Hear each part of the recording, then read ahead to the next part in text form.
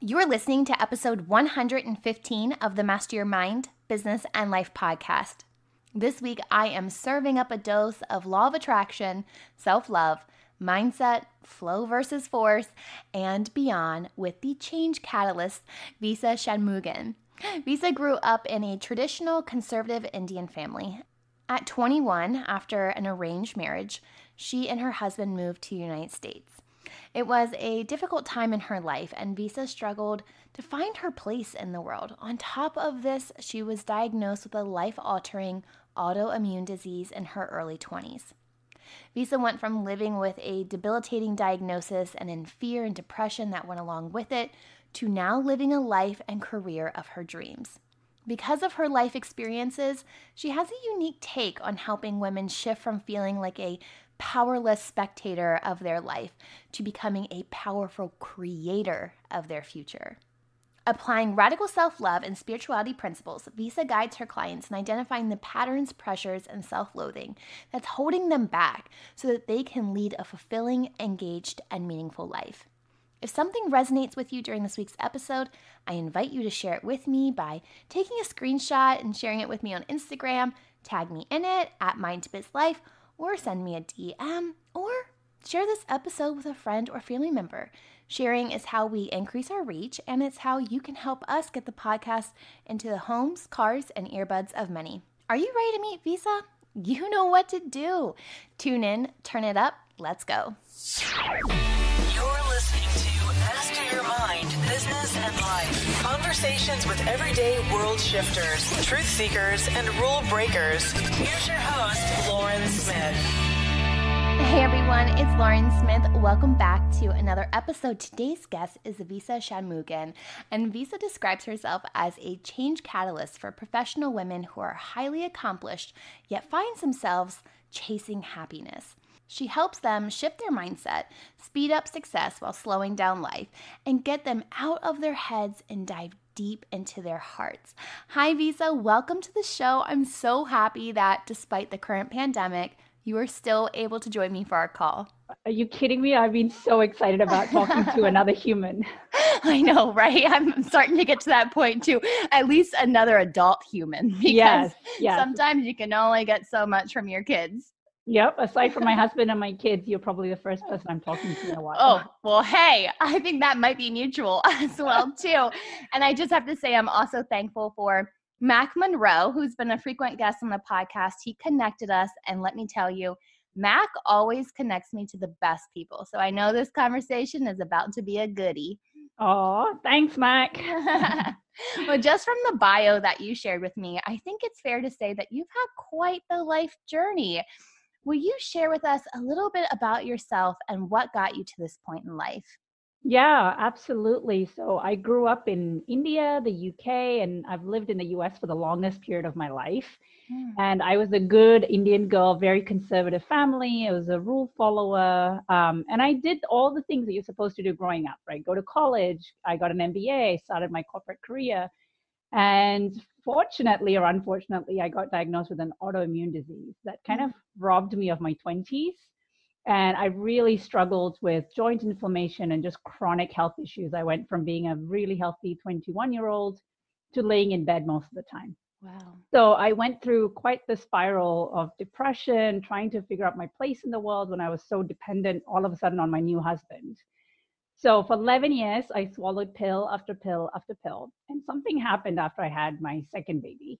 I just thought, enough is enough. I can't see myself at the age of 65. I happen to be lucky enough to live that long, swallowing this many pills in a day. I don't know whether my body can take it.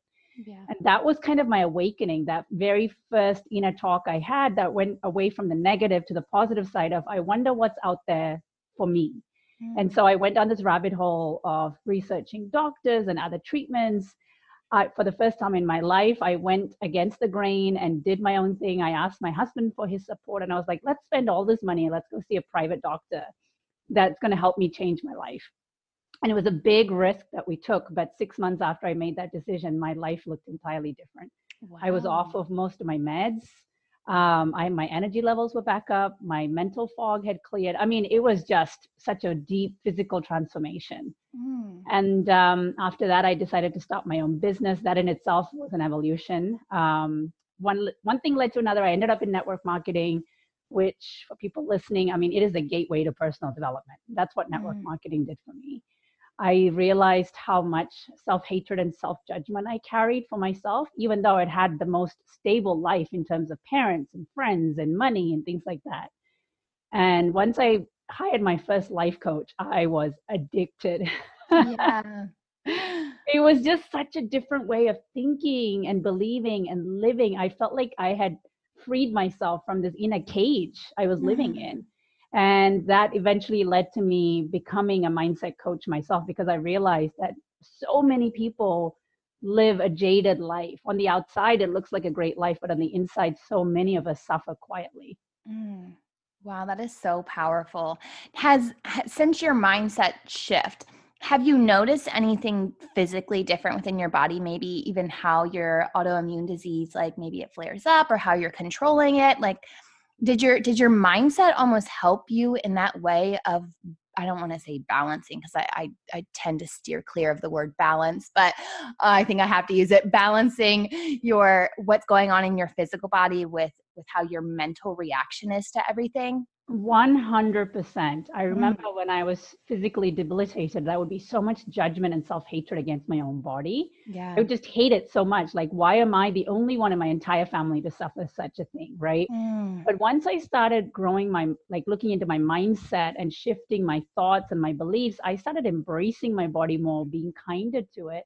And as I started doing more of the spiritual work, like meditation and inner child healing, I noticed that I was actually able to free myself of a lot of the physical limitations. So right now, I don't take any meds, and none of the prescription meds. And so I know that, 60% of my healing came from changing my physical lifestyle, my diet, my nutrition, etc.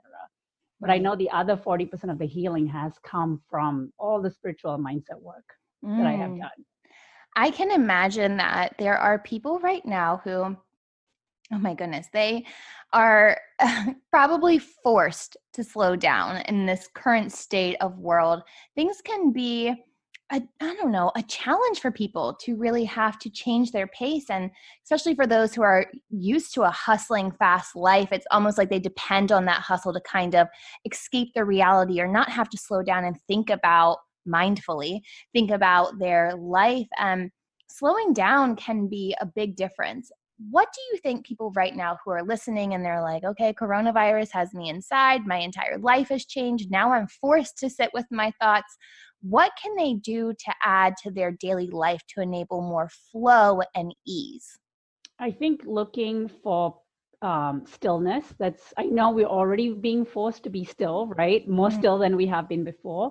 But I think embracing that, welcoming it into our life instead of looking at it as a burden. So meditation will help a huge amount. Even if you are brand new to meditation and it scares you, one of the best resources is YouTube. If you don't know who Jay Shetty is, he's doing a 20-day meditation, like free meditation, 10 minutes a day. It is amazing. I myself am doing it. And it is so peaceful just for those 10 minutes. He brings your body and your mind together, right? Yeah. Because oftentimes our body is ahead of our mind, or our mind is ahead of our body. And that in itself causes a lot of conflict within us. Yeah. So that's one thing. The other thing is, how can you include more play into your life right now?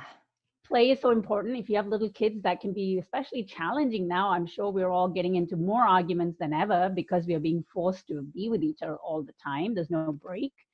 But your kids are the best leaders when it comes to playfulness.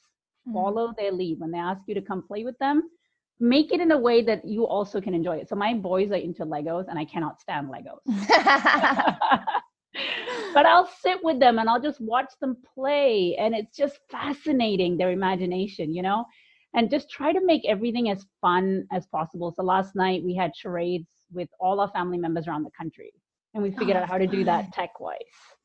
How cool. Yeah, it was so much fun. We had people from the UK, we had West Coast, we had East Coast. It was awesome. Wow, how cool. How did you guys figure that out? Were you using like FaceTime or something like that? Well, because of my own business, I have Zoom, right? Yeah. So I just sent out the Zoom link. So everybody was on video. Perfect. And then there is an online website that automatically generates words for you to act out. Oh, how cool. You guys are brilliant. You need to share this. This is about to go viral. Yeah, we played 90 minutes. All the kids, like even my 6-year-old took part. It was so fun. Wow, that is so good. I love those two, meditate and play, because that's almost fundamental, but yet we overlook it so easily. I know with meditation though, a lot of people, they can get hesitant because they find their minds wandering so much. Do you find it's easiest to start with a guided meditation, such as one with Jay Shetty, who can kind of guide you through the process? Absolutely. If you find meditation daunting and you beat yourself up because your thoughts wander every 3 seconds, then guided meditation is the best, because they're literally telling you what to think about and what to focus on. And I was blown away by Jay Shetty's day 1 meditation. Actually, I was crying by the end of it. Wow. I need to check this out. I love a good meditation challenge because it also holds you accountable too. So sometimes I know I need that in life. Like I need accountability. Sometimes I can do that with myself, but other times it's a challenge, and it almost requires you to show up in a different way.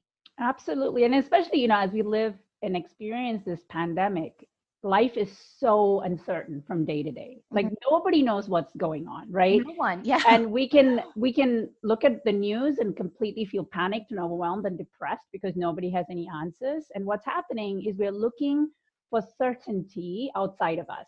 We're looking to feel certain by the news, which is not happening. Right. So meditation allows you to feel certain, even if it's only for 15 to 20 minutes within, right? That's where certainty starts. I love that. Yeah. And that's why meditation is so key, especially during this time, because we are losing ourselves based on all the news that's flowing in.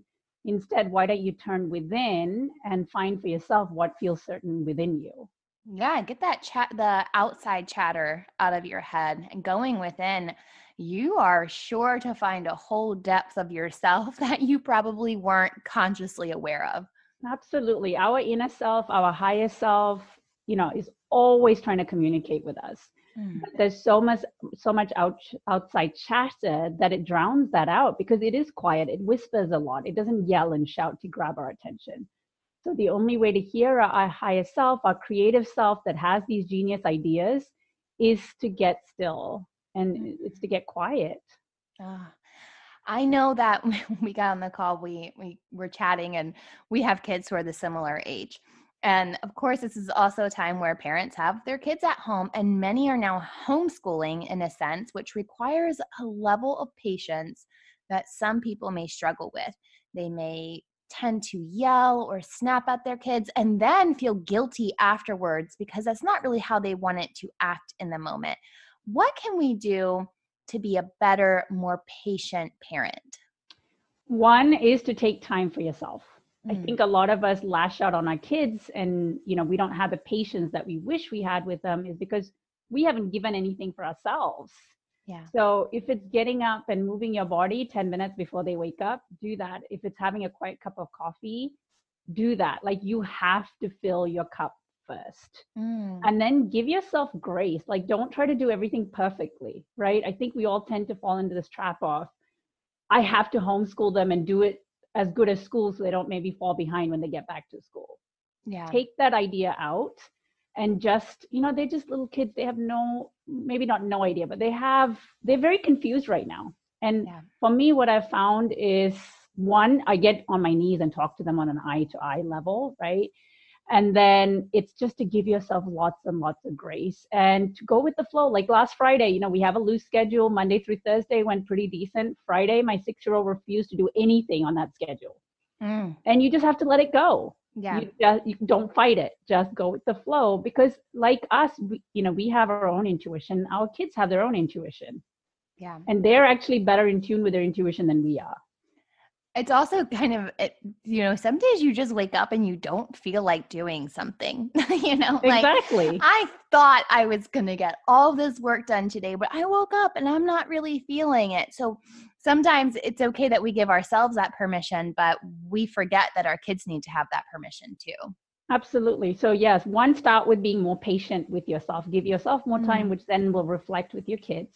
And then when we judge ourselves less for being less than perfect, then we'll tend to judge our kids less for being less than perfect, right? It's always a mirror of what's going on within yourself, always.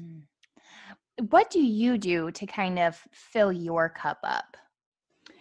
Right now, well, before the pandemic, I used to meditate for like an hour in the morning or some part of my day. Now I have to break it up into like 3 15-minute bursts. Yeah. That's one of the main ways I fill my cup. And then I have to move my body. So every other day, thank God we have a gym downstairs in our basement. I go move my body, and I ask my kids to come do the exercises with me as much as they can. Oh, I love that. I love that. I actually recently changed my, and I'm sorry to the podcast audience who may have already heard me say this, but I actually recently changed my meditation practice. I was doing it in the mornings, right? Because that's when I felt more energized. And then throughout the school year, I noticed that if the kids got into the car and they were, they have days like us too. They have lots of emotions, and we're their safe spots. They tend to unload it. And especially with those 9 and 10-year-olds who their bodies are going through changes, and they sometimes express it a little bit different. I found myself when I'm picking them up at 3:00, I found myself with less of a rope to give them. I didn't have as much patience at the end of my day for them when they actually needed me more. So what I noticed and what I shifted about myself was I then blocked off my calendar from 2 until 3 every day. And that's my quiet time, my meditation time, if I, like want to pull cards or whatever I need to do for myself, because then my cup I walk in getting them from school, right? On a high note. Like I'm feeling good. And then what I've made sure I do is after I get them, I don't touch my phone for at minimum an hour after I've gotten them, to just stay really present on them. Homework helps, snacks. Beautiful. Yeah. And that was not something I always did, but I think that's like where flow and flexibility and adaptability kind of comes in. Absolutely. That's you tuning into what feels good to me, what's going to help me, not some guru has told me that I have to wake up at 5 a.m. and meditate till 6. Yes. Yeah, exactly. Because let me tell you, I'm not a 5 a.m. person. I am not. Neither am I. And I'm also not a night person either. So sometimes, sometimes I wake up naturally and I'm like, all right, let's get this day going. And other times I struggle to get out of bed. So not every day looks the same for me either. Yeah. And I'm also a big fan of journaling. I tend to journal a lot, especially on days that I feel really down and it doesn't feel like I can get out of that feeling down and gray. Yeah. I just have to dump out whatever it is that I'm telling myself on that day out onto paper. Yes. And what I find happening is that once all of that is out, then my higher self starts to step in and come through my pen.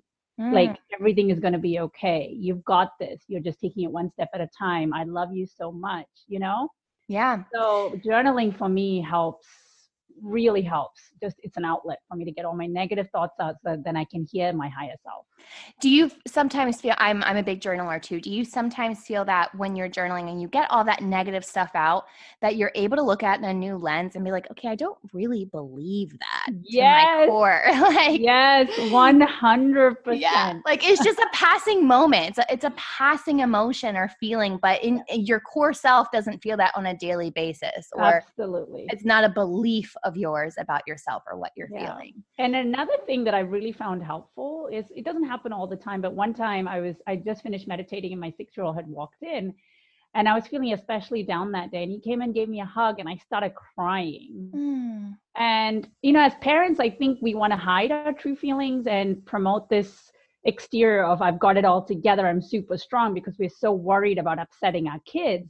Right. But I'm totally comfortable with my kids seeing my tears, because I want them to know that mom's upset today. Yeah. And my 6-year-old, he just sat there with me, holding my hand, hugging me. He didn't try to say a word to fix it. And that made me cry even more. Yes. But he goes, "It's okay, mommy." And he just sat there.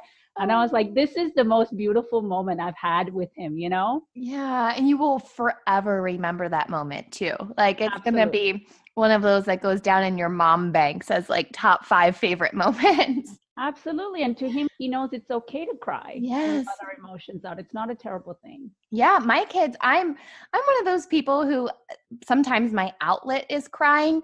So I'll laugh so hard until I cry, right? So that, but on the extreme opposite, sometimes I'm frustrated and my frustration comes out in tears.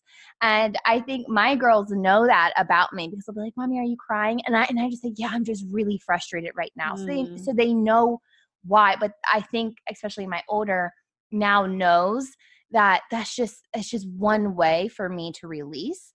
It's not how she releases though, right? It's like we've kind of talked about it. I'm like, you release your emotions differently. I was like, this is just how I do mine. Sometimes I just need 5 minutes to cry it out and I'm good. Like I just let me go. But I love that you're teaching, especially your sons that too, because I think that for many, many boys and men, they're taught to repress those emotions and it's not okay to cry. It's not okay, all this masculine energy. It's not okay to do this. And then when a mother especially shows them like, yes, it's okay to cry. It's okay to tune into your emotions. It's okay to be empathetic. In fact, let's embrace empathy. That's powerful. Yeah, I really show my boys that it's okay to cry, and I don't try to fix it. I think sometimes as moms we can be fixes, like what can I do to take this pain away, right? And I don't do that. I just sit with them until they feel better because I don't rush them to get their feelings out. Yeah. And I think the same needs to be applied for us. It's like whatever it is you're feeling in this given day, week, month as we go through this period, you just have to be patient with yourself and experience those feelings. When you actually experience whatever it is you're feeling, you actually then release it instead of getting it stuck in your body. I love that. That's so true. And for some right now, with so much going on, jobs closing, I mean, people just we really are in this time of unknowing. And for some, it has already felt for a long time that they can never get ahead, that life is this uphill struggle, and they can see other people getting ahead more quickly, or they may just be more organized within life. What advice would you give to those who are feeling this way? I think always starts with self-compassion and self-love. I know that doesn't feel like a quick fix answer, but anytime we are judging ourselves and comparing ourselves, it does not set us up for success or the way forward, even though that might have been programmed within you and that might be your normal method of operation. Now is the perfect time to start learning to love where you are in life right now. I think we're all about being compassionate to the healthcare workers that are out there. We're all about helping the local businesses. Like we're looking outside of ourselves and being compassionate to others. But how compassionate and kind are you being to yourself in this moment? Do you think you can have self-love without self-compassion? No, I don't think so. They go hand in hand, huh? Yeah. No. Yeah, I think and I think we sometimes overlook that. Like, oh, I really love myself, but then we are saying we're not speaking to ourselves very nicely, right? So it's like, oh, I'm such a terrible mom or worst mom ever, whatever it may be. We don't even realize that our own inner dialogue isn't actually very self-compassionate. Yeah. And I heard this beautiful quote today where it said, we often expect situations to change outside of us, but what we don't realize is that we need to change within so that the situation outside changes. I'm butchering the quote. But it just made so much sense to me is that we keep waiting for things to change outside of us and we don't want to change ourselves, but it's actually the challenge has been given to us so that we can change. Yeah. You got to step up. Yep. Step up and lean in. Lean into yourself. This period of discomfort is given to us as a gift. And I know if you're experiencing hard times, it does not feel that way. And my heart goes out to you. But the only way forward, the only way you can actually make lemonade out of this is to lean in, is to experience the discomfort, is to ask yourself, like, this is a fresh start. How can I, change the narrative going forward? Right. Let's talk about law of attraction. I think this is a topic that some people still get a little confused on because they think like, oh, let me just manifest something. If I write it down, it's going to happen, right? Like it's sure to happen. how can people better understand how law of attraction works?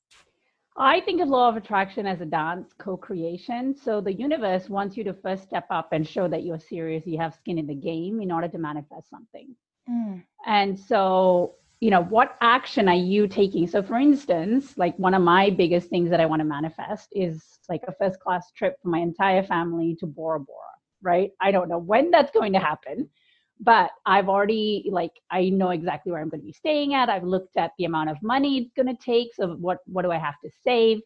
I've done all of that pre-work. So I know what is the goal that I need to save up for. And so then now I have to put the action into place through my business, right? Right. I don't know the exact details of when all of this is going to happen, but I know there'll come a time and place when everything lines up and I'm going to go to Bora Bora. So for me, the decision has already been made inside my mind, like it's happening. That's already been communicated to the universe. And so now there is I don't have all the how, but that's part of the job for the universe. Right. So it's a co-creation, and it's not just about me sitting around going, when is Bora Bora going to show up at my door? It doesn't work that way. Yeah.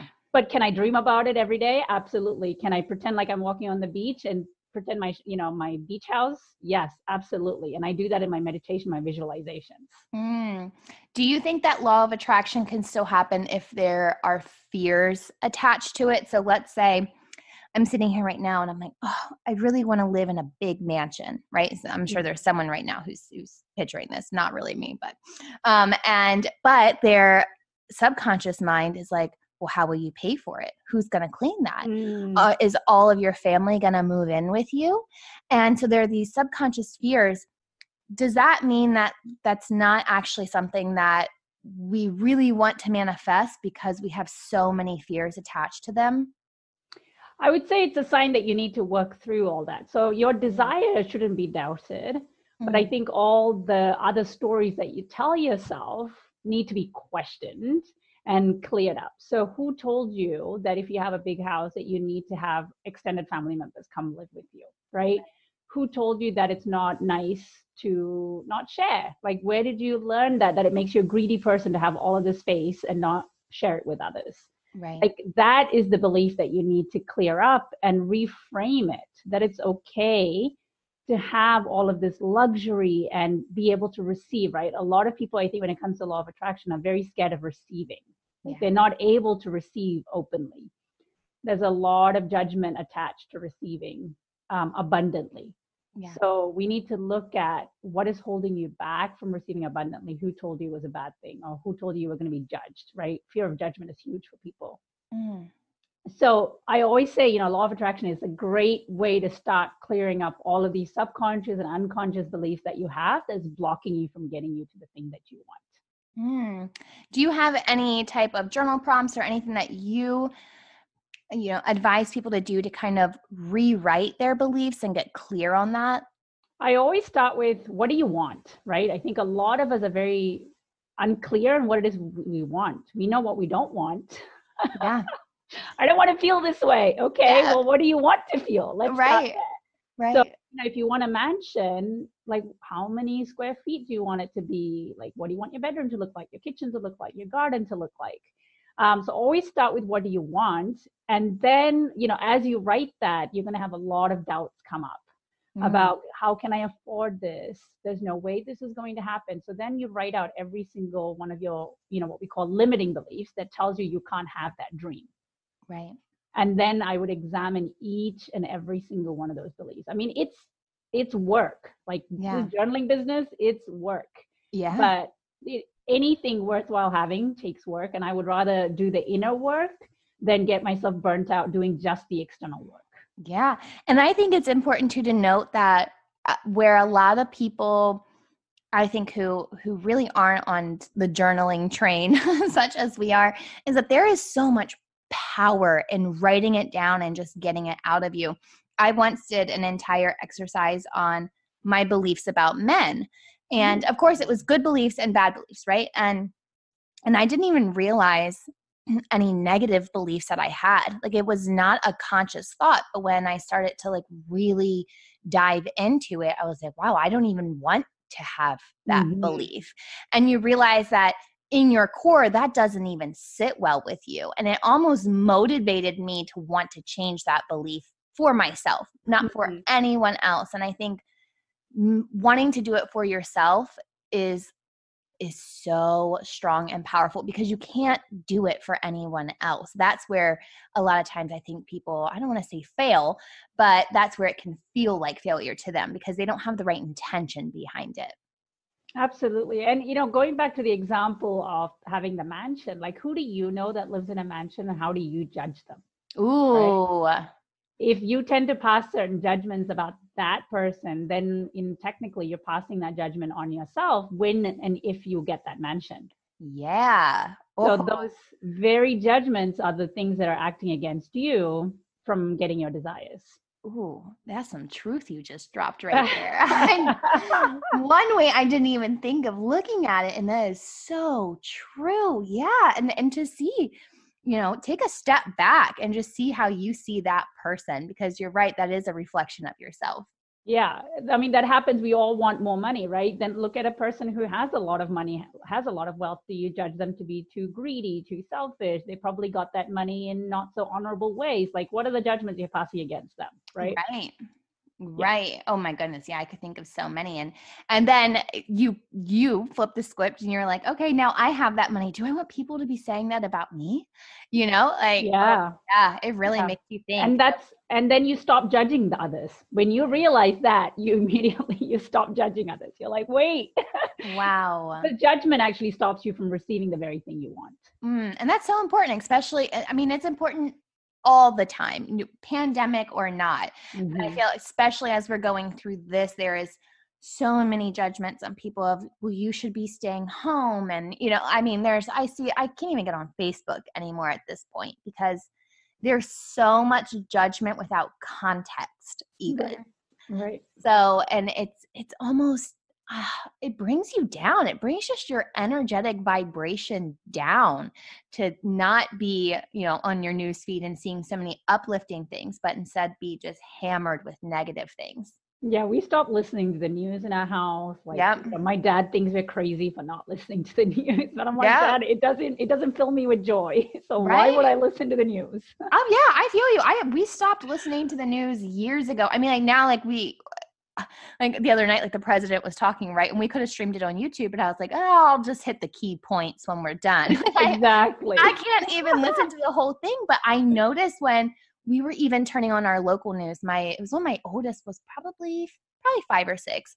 And the first couple news stories were like shooting, murdering, raping. And it was like, wow, I'm watching the local news with my child. Like, I can't even watch this around my child because it is so terrible. What about the good stories that happened today? Are they not newsworthy?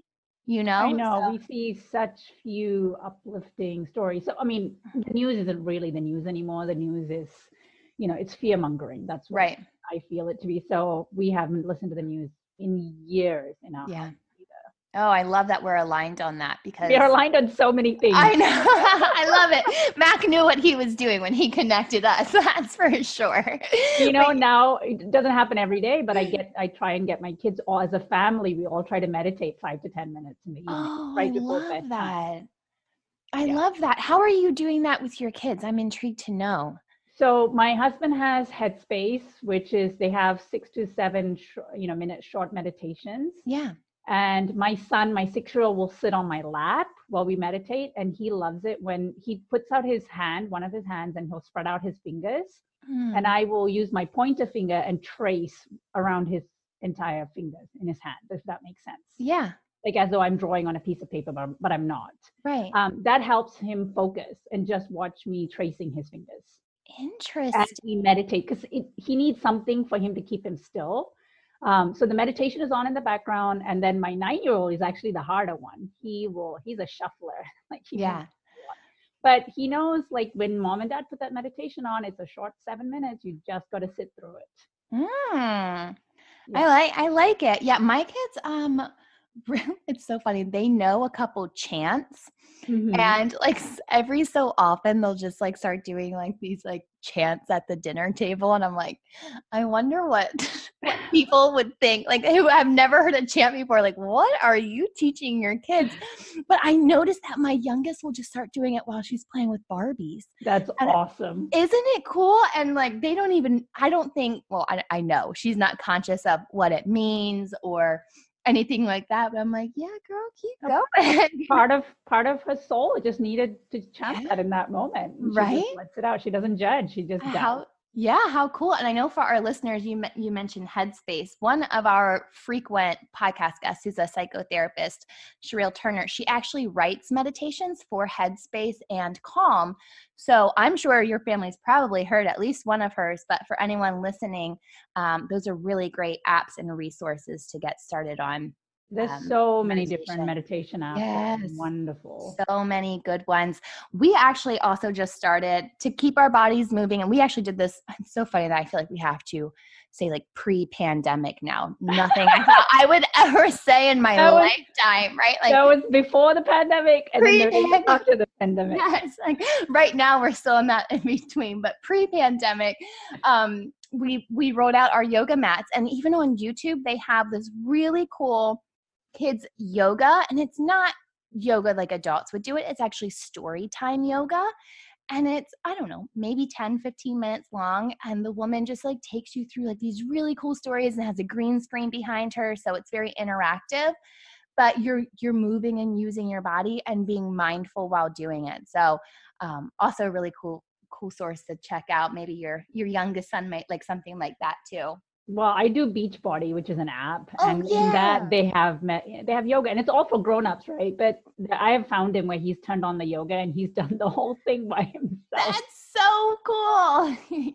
He's so woke. He already knows. Oh my gosh. I do think like that generation is just going to be so much more enlightened. Like I think that we are giving them more tools than what we had as far as healing and self-awareness and connecting with your body and connecting with source and various ways that maybe weren't available for you and I as children.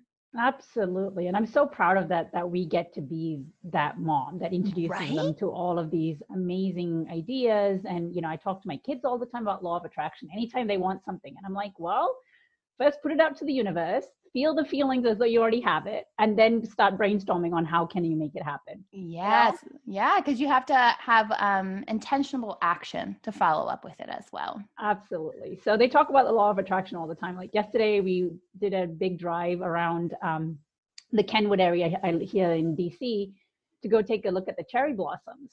And funnily enough, it was so much traffic because everyone's trying to do the driving route. And we were lucky enough to be able to take a ride into the neighborhood. And we did, about 20 minutes of driving. And after we exited and we were going home, we realized the police had blocked off all entrances to the neighborhood. Wow. And I was so happy that we made it in time to, so that we didn't miss out. And so I went, thank you, universe. And I yelled it really loud in the car. And my son's like, you are so embarrassing.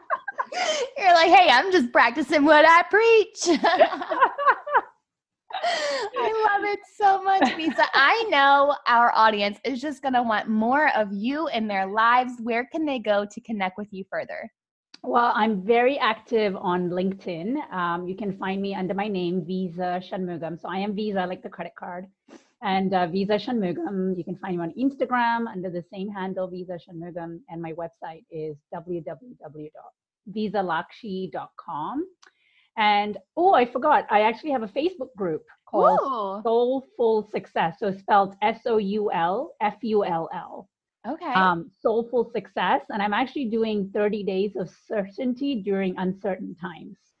And so I have a lot of like guests coming. So today, I know by the time your listeners listen to it, it'll be done. But today I have an expert on Qigong, right? Which is very slow, deliberate movements to get the energy flowing through your body. The other day we had somebody come and do a sound bath virtually in the group. How cool. So many people watched it and benefited from it. So yeah, I'm doing 30 continuous days of where I will either show up live and do something to help you feel certain, even if it's only for a few minutes during these uncertain times. Oh, I love that so much. I will be sure to link all of that in this week's episode notes. Visa, thank you so much for sharing with us today.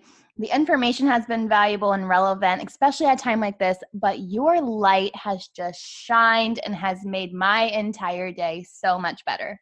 It takes one to know one. I was just thinking the exact same thing, that just this one chat has brightened up my entire day. And you said it, just as I was thinking it, you said it. See, we're feeling it. We're feeling it. Thank you again so much. Thank you. It's been such a pleasure. I'm going to be real. On the day that we recorded this episode, I wasn't feeling the most optimistic in life in general. But after my call with Visa, my entire energy changed. I truly needed it. Energy is contagious, which is why it's so important to surround yourself with people who lift you up and not bring you down. I've linked Visa's website and social channels on this week's episode notes, found on mindbizlife.com. If you enjoyed this week's episode, let me know. Share your feedback on social media. I'm everywhere at mindbizlife, and of course, leave a 5-star rating and review on Apple Podcasts. I'll see you back here on Friday for another episode of Fuel Your Life Friday. But until then, remember, every level of life is an opportunity to grow. Be well, my friend.